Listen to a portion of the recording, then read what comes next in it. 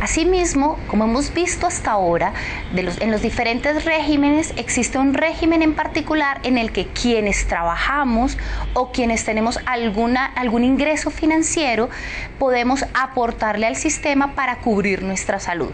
Esas personas que pagan al sistema para cubrir su salud pertenecen al régimen contributivo o se denominan, como lo vimos en el Plan Obligatorio de Salud, afiliados o cotizantes. El régimen contributivo tiene dos características importantes. La primera de ellas es que requiere un pago que es equivalente al 12,5% de los ingresos que se tienen. Y el segundo es que la cobertura es familiar. ¿Esto qué significa?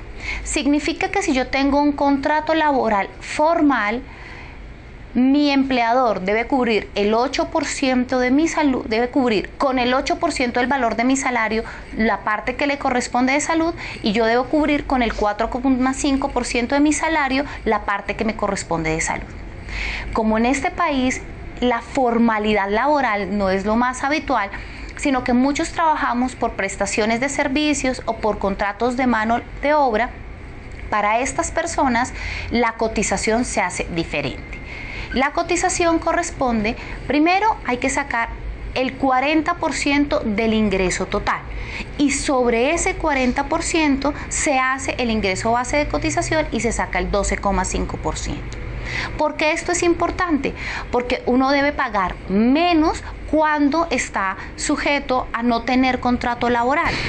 Por ejemplo, si yo tengo un contrato por 2 millones de pesos mensuales, lo que debo pagar es cotizar. Mi ingreso base de cotización debe ser 800,000 pesos, el 40% de 2 millones. Sobre esos 800,000 pesos se liquida el 12,5% correspondiente a salud y se paga sobre la planilla integrada de liquidación de aportes, PILA. La siguiente cosa que es importante en el régimen contributivo es la cobertura familiar. ¿Por qué? Porque si solamente una persona en el núcleo familiar es quien está trabajando y cotizando, esa persona asume financieramente el riesgo de que cualquier persona en la casa se enferme. Si yo, por ejemplo, soy madre de cabeza de familia y tengo 2 o 3 hijos y soy la única que trabaja, en caso de que alguno de mis hijos se enferme y yo no tenga ningún seguro, debo pagar el 100% del evento de la enfermedad de mi hijo, como lo vimos en el aseguramiento. El propósito de estar afiliado al régimen contributivo es poder acceder a que mis hijos puedan ser atendidos en mi núcleo familiar sin que yo tenga que pagar nada excepto las cuotas moderadoras y los copagos. La tercera cosa que es importante recordar en el régimen contributivo es que hay una responsabilidad del asegurador, que lo vimos en los módulos del aseguramiento, pero hay una corresponsabilidad de nosotros, que vimos que tenemos nosotros corresponsabilidad en participación ciudadana, en hacer puntualmente los pagos y en cumplir con los copagos y cuotas moderadoras.